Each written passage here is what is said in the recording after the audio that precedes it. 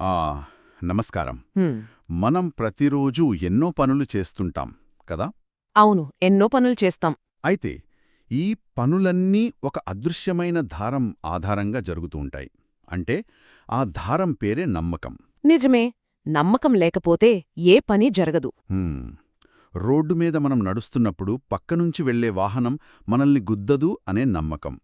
మనం దాచుకున్న డబ్బు బ్యాంకులో సురక్షితంగా ఉంటుంది అనే నమ్మకం. ఖచ్చితంగా. అవన్నీ నమ్మకం మీదే ఆధారపడి ఉంటాయి. కాని ఆ, అత్యంత విలువైన ఒక వస్తువును కేవలం నమ్మకం మీద ఆధారపడి మరొకరి చేతిలో పెడితే ఎలా ఉంటుంది? పైగా ఆ వ్యక్తి ఆ వస్తువు తనదే అనందరి ముందు వాదిస్తే పరిస్థితి ఎంత కష్టంగా మారుతుందో మనం ఒక్కసారి ఆలోచించాలి. అవును, అది చాలా క్లిష్టమైన పరిస్థితి. అందుకే ఈరోజు మన లోతైన విశ్లేషణకు మూలం ఒక పాత కథ. ఒక వ్యాపారి, ఒక మోసగాడు, అలాగే ఒక తెల్లగుర్రం.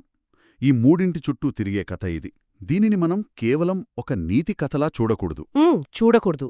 ఇందులో చాలా లోతైన అర్థం ఉంది. ఏంటంటే ఒక వస్తువు ఎవరి చేతిలో ఉంటే ఆ వస్తువు వారిదే అని గుడ్డిగా నమ్మే సమాజం ఒకటుంది. ఆ ఆలోచనా విధానాన్ని మనం ఈరోజు పరిశీలించబోతున్నాం. ఈ కథను ఎంచుకోవడం నిజంగా చాలా మంచి విషయం. ఎందుకంటే ఇది కేవలం ఒక జంతువుకు సంబంధించిన గొడవ కాదు. అవును కదా. ఇది మానవ సంబంధాల పునాదులను ప్రశ్నించే ఒక అధ్యాయం. అంటే మన మెదడు ఎలా పనిచేస్తుంది అనేది ఇక్కడ ముఖ్యం. నమ్మకం అనేది సామాజిక ఒప్పందాలకు ఒక ఆధారం. సామాజిక ఒప్పందాలు అంటే మనం ఒకరికొకరు సాయం చేసుకోవడం లాంటివా? సరిగ్గా చెప్పారు. చట్టాలు, పత్రాలు లేని కాలంలో కూడా సమాజం నడవడానికి ఈ నమ్మకమే ఇంధనం.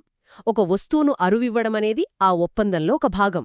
నిజమే. కాని చూడండి, మనుషులలో ఉండే స్వార్థం ఆ నమ్మకంతో కూడిన ఒప్పందాన్ని ఎలా నాశనం చేస్తోందో ఈ కథ మనకు చెప్తుంది.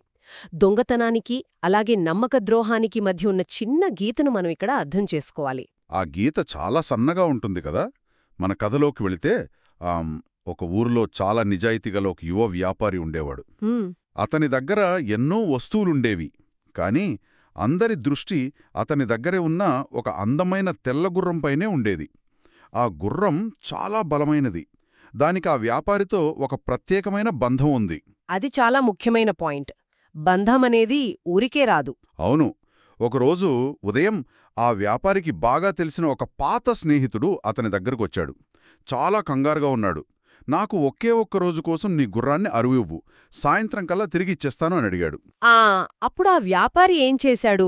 ఆ వ్యాపారి ఎలాంటి అనుమానం లేకుండా తనకెంతో ఇష్టమైన ఆ తెల్లగుర్రాన్ని వెంటనే అతని చేతికిచ్చేశాడు.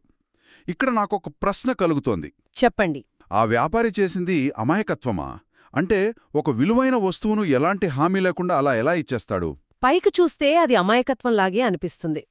కాని మానవ పరిణామ క్రమంలో పంచుకోవడమనేది ఒక ముఖ్యమైన లక్షణం. అంటే సాయం చేయడం మనుషుల సహజగుణం అంటారా? ఖచ్చితంగా. ఒక సమూహంలో మనుషులు ఒకరికొకరు సహాయం చేసుకుంటేనే ఆ సమూహం ముందుకు వెళుతుంది. ఆ వ్యాపారి చేసింది అదే.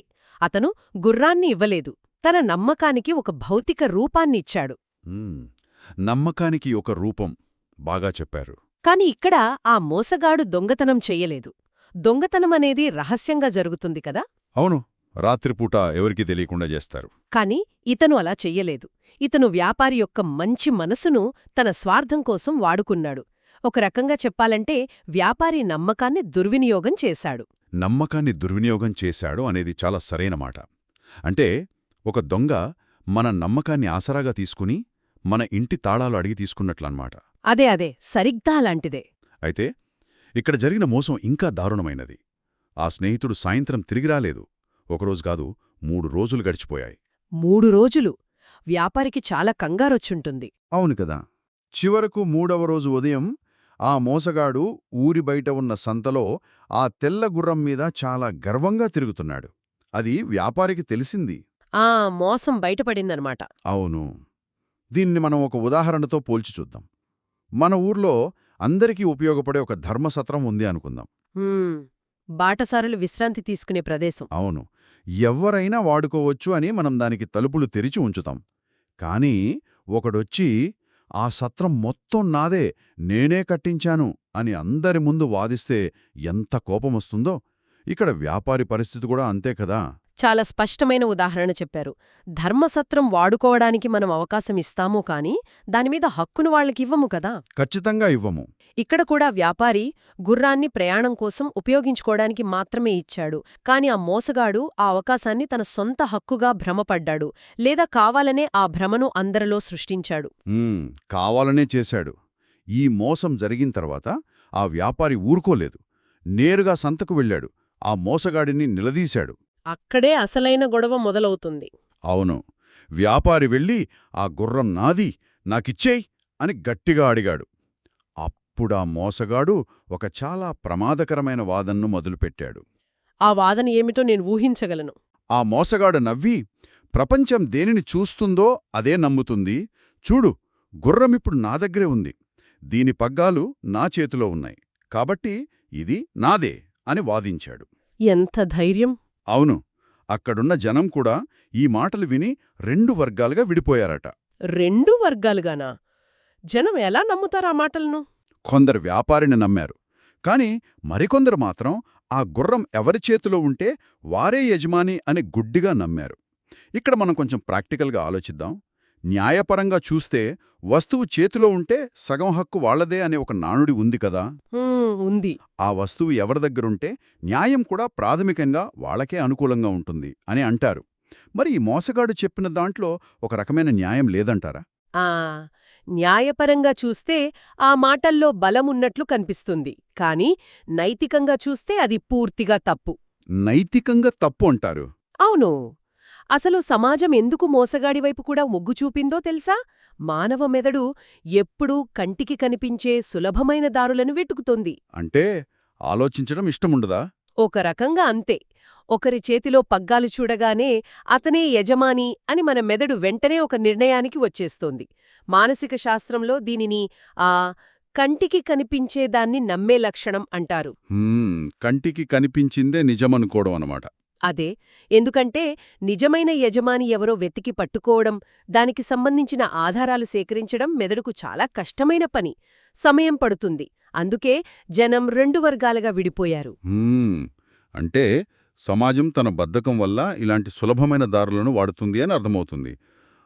కాని ఒక వస్తువును కేవలం చేతిలో ఉంచుకోవడానికి, దానికి నిజమైన యజమానిగా ఉండటానికి మధ్య చాలా తేడా ఉంది కదా. ఖచ్చితంగా చాలా తేడా ఉంది. చేతిలో ఉన్నంత మాత్రాన అది సొంతమైపోతుందా? ఉదాహరణకు, ఎవరైనా నా పుస్తకాన్ని లాక్కుయి తన చేతిలో పట్టుకున్నారనుకోండి. అంత మాత్రాన ఆ పుస్తకంలో ఉన్న జ్ఞానంగానే, దాన్ని నేను కొనుక్కున్నప్పటి నా కష్టంగానే వారివైపోవు కదా. ముమ్మాటికి అవవు. చేతిలో ఉంచుకోవడం అనేది కేవలం ఒక భౌతిక స్థితి మాత్రమే. అది ఒక తాత్కాలికమైన విషయం. కాని నిజమైన హక్కు అనేది నైతికమైనది. నైతికమైన హక్కు. ఒక వ్యక్తి ఒక వస్తువును లాక్కోవచ్చు, అరువు తెచ్చుకోవచ్చు, లేదా దొంగిలించవచ్చు. ఆ క్షణంలో అది వారి చేతిలో ఉంటుంది. కాని దానికి సంబంధించిన అర్హతను వారెప్పటికీ పొందలేరు. అరువు తెచ్చుకున్న వస్తువు ఎప్పటికీ సొంతం కాదు అంటారు. అవును. ఆ మోసగాడికి పగ్గాలు పట్టుకునే బలం ఉండొచ్చు. కాని ఆ గుర్రం మీద అతనికి నైతిక అధికారం లేదు. నిజమే. అయితే జనసమూహంలో ఇలాంటి సూక్ష్మమైన విషయాలు ఎవరూ పట్టించుకోరు కదా. జనం ఎప్పుడూ పైపైన